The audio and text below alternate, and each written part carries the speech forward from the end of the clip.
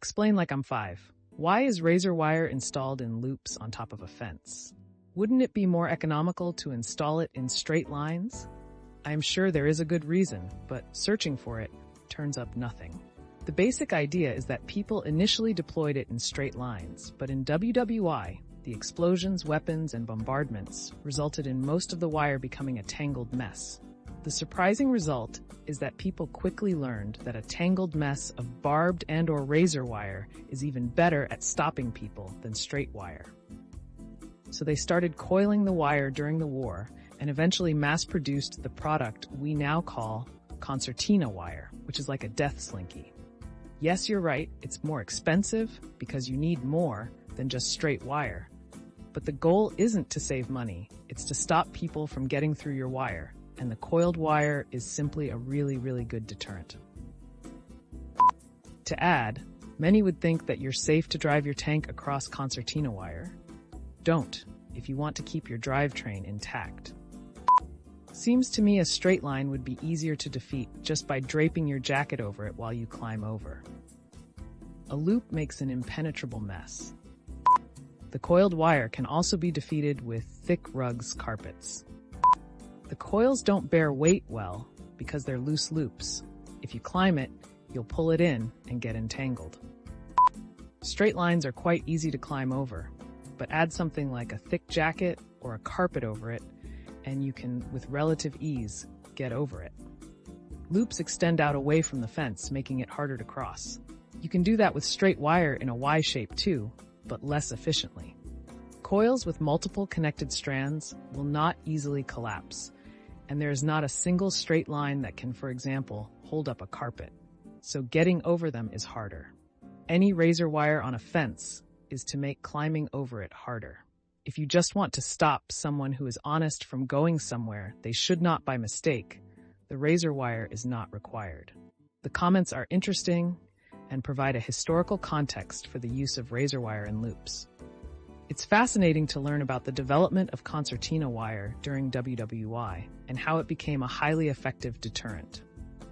The discussions about the practicality of using straight lines versus loops and the ways in which looped razor wire presents a more formidable obstacle are thought-provoking. Wow, I never knew that razor wire had such a fascinating history. The idea of a death slinky is both terrifying and strangely captivating. It makes sense that a tangled mess of barbed and razor wire would be more effective at stopping people than straight wire. And the discussion about how loops make it harder to cross, as well as the tactics for defeating the razor wire, is really eye-opening. Do you think there are other historical military technologies that have similarly interesting stories behind them? Or are there modern applications of razor wire that are worth exploring? What's your take on the practicality of installing razor wire in loops versus straight lines? Let me know in the comments down below, and let's move right into our next Reddit post. Explain like I'm five. Why is more blades more common on razors, but one is considered better? So I've seen some that use safety razors and others that are just built into a handle. But I think with more blades, it is supposed to be safer, but one blade gets you a better shave, but all the commercials show that more blades get better shaves. How does all of this work? One blade that is easy to replace and loosen slightly is immensely easier to rinse, which solves hair buildup under the blade. Multiple blades will tend to grab the hairs slightly and pull them, allowing the second blade to cut the pulled out hair, which then retracts back into the pores. This means the multiple blades will allow hair to be cut shorter while the blade itself is further from the skin, hence being theoretically safer, but at the sacrifice of each hair being pulled slightly and causing irritation. Also, safety razor blades are much cheaper. I've seen cartridge razors going for $20 for a 5-pack. Meanwhile, most safety razor blade packs come in 20 blades for $5. This means there's more freedom to replace the blade, which means a fresh one is used more often, which means a better shave. Sharper, fresher blades mean more cutting of hair, less pulling of it. You can get high-quality blades for a safety razor online, 100 for $10. They are truly affordable. The best shave I've ever had was with a safety razor with a brand new blade. The second best shave comes from one of those 4 or 5 blade plastic razors that was brand new. It was almost as close, and it did not require nearly the same amount of care when I was shaving.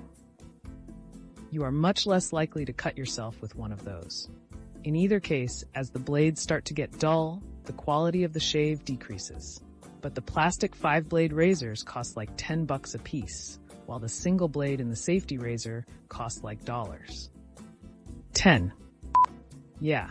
After trying a sample pack with many different brands of safety razors, I found one I liked as much as the 10-cent per blade brands and bought something like 500 for $10. So, 2 cents a blade. It's great to use a fresh blade every time I shave, and knowing it's still 50 times cheaper than reusing a worse 5-blade cartridge 10 times. It's purely a marketing ploy. Safety razors are ancient technology, and there was no way to innovate the market when the handle plus razor blade tech was essentially set in stone.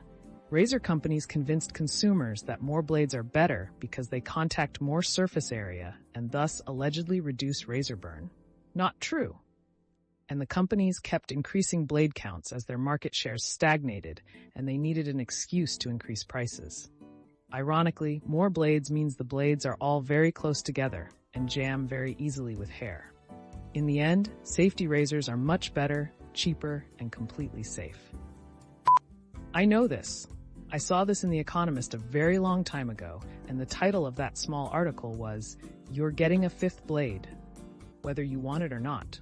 Gillette had a graph that showed sales versus number of blades, and that graph went up. The marketing department forced them to add blades because it increased sales. Causality doesn't matter, the graph was clear. Note, here it is. The comments are really interesting and provide a lot of insight into the world of razors. It seems like there's a lot of debate about whether more blades or one blade is better for shaving. I never realized there was so much to consider when it comes to choosing a razor. So basically the idea is that more blades allow for a closer shave because the hairs are pulled and then cut by the subsequent blades. But the downside is that it can cause irritation and the blades are more expensive. On the other hand, a single blade is easier to rinse and replace, resulting in a better shave with less irritation. It's also much cheaper. I had no idea that safety razors were so affordable compared to cartridge razors. It's fascinating to learn about the marketing tactics used by razor companies to convince consumers that more blades are better. I feel like I've been totally misled by all those commercials promoting multi-blade razors.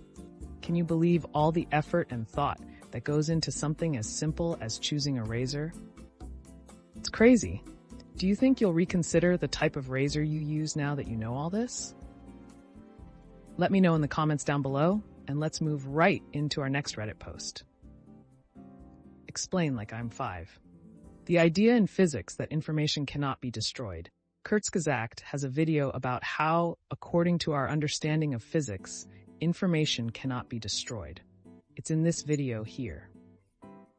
They explained it as that if you have a piece of paper with writing on it and you burned it, but then you collected every atom that once came from the paper and measured their every property, you can perfectly recreate the paper and the writing because apparently the atoms themselves retain the information about the paper. I'm curious about this concept because to me, this sounds pretty unbelievable. Because wouldn't there be randomness that gets in the way of reconstructing the paper? Wouldn't the information get lost in the noise at some point and become too ambiguous or indistinguishable? Does this idea work for everything that can store information? For example, if you have a hard drive, which a file was overwritten, where does that information go? Are they still somehow stored away within the atoms of the hard drive? How would you, in theory, reconstruct it? Same questions with an SSD. If the cells containing electrons that make up the information in an SSD change states as they are overwritten, where does that information go? In the far, far future, could forensics teams, in theory, use this principle to recover any data from any computer, regardless of what was done to it?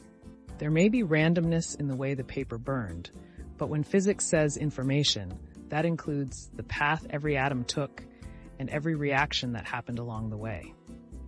Once you know that, you can do the math backwards to rewind to the state the paper was in to begin with. That's what physics means by information.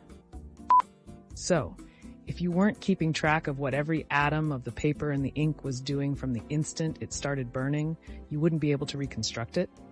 But if you have a record of all that, wouldn't you also just plain have a record of what the paper was like in the first place? Information in physics doesn't mean words or notes or descriptions of things like it does in regular language. It's not the configuration bits in an SSD that make up your PDF file. It basically just means stuff. Stuff is information. The atom's mass and energy and other physical quantities are the information. None of that stuff is destroyed, so energy isn't destroyed. Picture when playing billiards and someone does the initial break when they smash the cue ball into the triangle formation of the rest of the balls. If you took a snapshot a split second after the collision and also knew the exact velocities of all the balls, as well as their properties like mass, friction, elasticity, etc., it would be possible to take all that information and work backwards to determine the initial formation before the break happened, and even how hard the cue ball struck. All of physical reality is like this, where if you have complete, godlike knowledge about every single factor of every single particle, you can work backwards to reconstruct the information. So if you burn a page of a book, but you know the trajectory of every particle of smoke, every chemical change that occurred in the combustion of paper and ink into the resulting remains, every molecule of gas in the room that was creating the air currents, all with absolute knowledge, you could go backwards and reconstruct the page. It's not the carbon atoms themselves that remember they used to be a book. It's that their state any given point of time is the result of earlier conditions. Edit. For your hard drive example. It seems like it wouldn't work the same because the data is determined by the configurations of electrons, and shuffling them around between rewrites would not leave the same type of information. But you have to think broader than that. When a hard drive rewrites, it's not happening in a closed system. There's heat created, sound, radiation, all leaving the box of the hard drive into the external environment, but leaving a trail nonetheless. Practically, we cannot do this. But conceptually, if you knew the exact state of every particle in the universe, you would have all the information. It's not so much that it sounds unbelievable, it's that it sounds technologically impossible. Not actually impossible, at least not from a theoretical perspective, just impossible to do with any known or imaginable technology. In other words, we lack, and will almost certainly always lack, the technology required to reconstruct any macro object atom by atom after it's undergone a significant transformation, like melting or burning.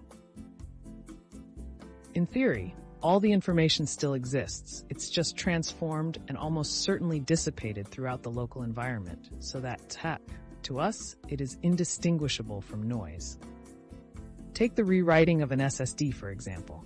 Changing the memory's medium requires energy, and the amount of energy used and how that energy is dissipated as heat in a specific way is based on exactly what was done to the memory cells. The way that heat interacts with the local environment depends on how it was emitted, which, again, depends on exactly what was done to produce that heat. If we had sufficiently sensitive instruments, we don't, and sufficiently complex computational tools, we don't, we could measure the local environment precisely at a given time and work backward, step by step, to determine exactly how that bit of heat was produced. This would tell us exactly how the memory cells were overwritten, so we could, again, in theory, reconstruct exactly what was contained in those memory cells. The issue is there's simply too much information in even the smallest macro system, and we lack even the bluntest measuring tools that would be needed to have a chance at reconstructing information from just moments ago, let alone keep working backwards. Is it possible we could develop some sufficiently advanced technology sometime in the future to do these sorts of things? Possibly for very small objects in tightly controlled conditions, but not likely in any real-world scenario. A simpler way to look at it, if the paper had different writing on it, then the pile of ashes and smoke, heat, etc. also would have been slightly different, so you potentially could distinguish it from any other initial writing. Physics laws say it's a one-to-one relation. Another note, when you burn the paper, not only ashes and smoke count as the final product, but also all the photons emitted by flames, including those that reflected from the paper itself. So, technically, there's an image of the paper that started burning traveling at light speed through the universe, waiting to be observed by aliens. This conversation about the idea in physics that information cannot be destroyed is absolutely fascinating. The concept that if you have complete knowledge about every factor of every particle, you can work backwards to reconstruct the information is mind-blowing. It's like playing billiards and being able to recreate the initial formation after the break by knowing the properties and velocities of the balls. And the idea that if you burned a page of a book, you could potentially reconstruct it by knowing the trajectory of every particle of smoke and the chemical changes that occurred is mind-boggling. However, it's hard to comprehend that this would work for all types of information storage, like hard drives and SSDs. Wouldn't there be randomness or noise that could make the information too ambiguous to reconstruct? How could this principle potentially be used in the future by forensics teams to recover data from any computer? This is such a fascinating and complex topic. How does the concept of reconstructing information in physics apply to the storage and rewriting of data in hard drives and SSDs? And could this principle be used in the future to recover any data from any computer? Well, that's another episode of Explain Like I'm 5 in the books. I really appreciate all of you who made it this far into the video. Of course, if you enjoyed this video, it would really help the channel out a lot if you gave the video a thumbs up, subscribe, or leave a comment down below. I hope that you enjoyed it, and I'll see you next time.